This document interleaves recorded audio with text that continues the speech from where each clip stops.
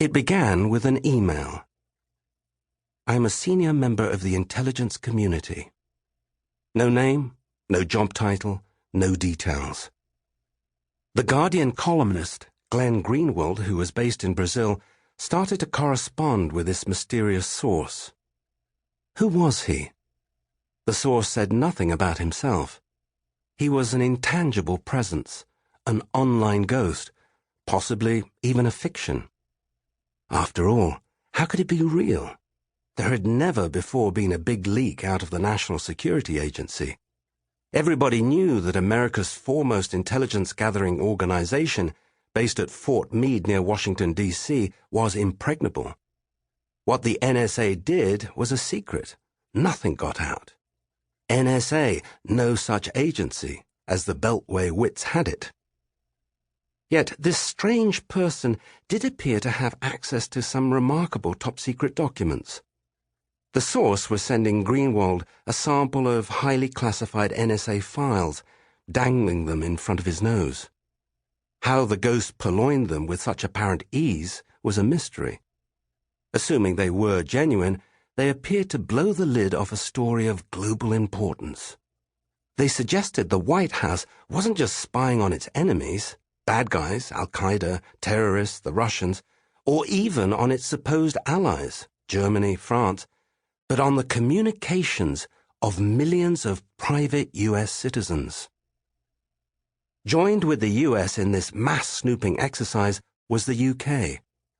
The NSA's British counterpart, GCHQ, was based deep in the English countryside. The UK and USA had a close intelligence-sharing relationship dating back to the Second World War. To the uncharitable, Britain was the US's reliable poodle.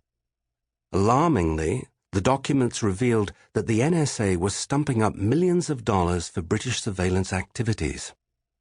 And now Greenwald was about to meet his deep throat.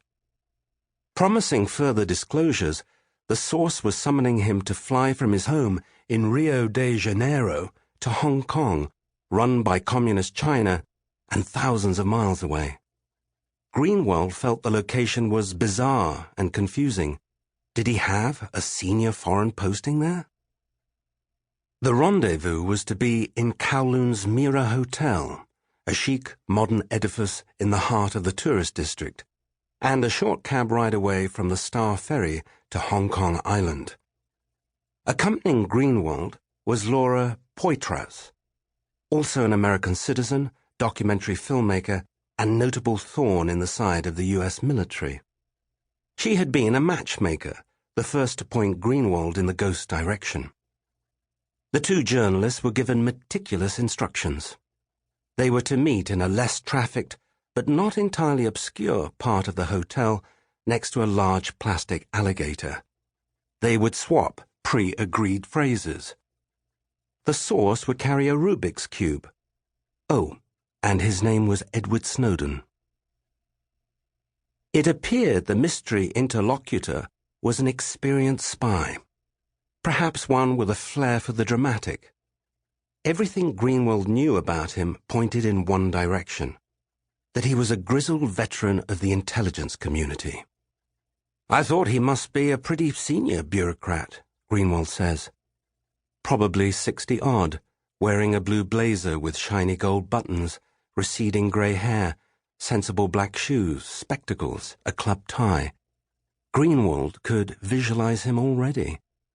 Perhaps he was the CIA's station chief in Hong Kong.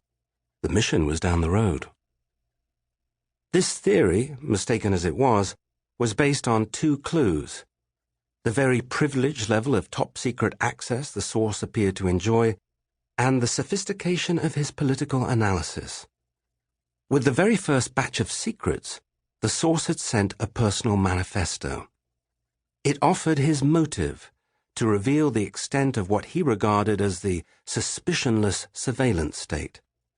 It claimed the technology to spy on people had run way beyond the law.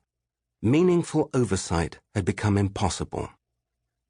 The scale of the NSA's ambition was extraordinary, the source said.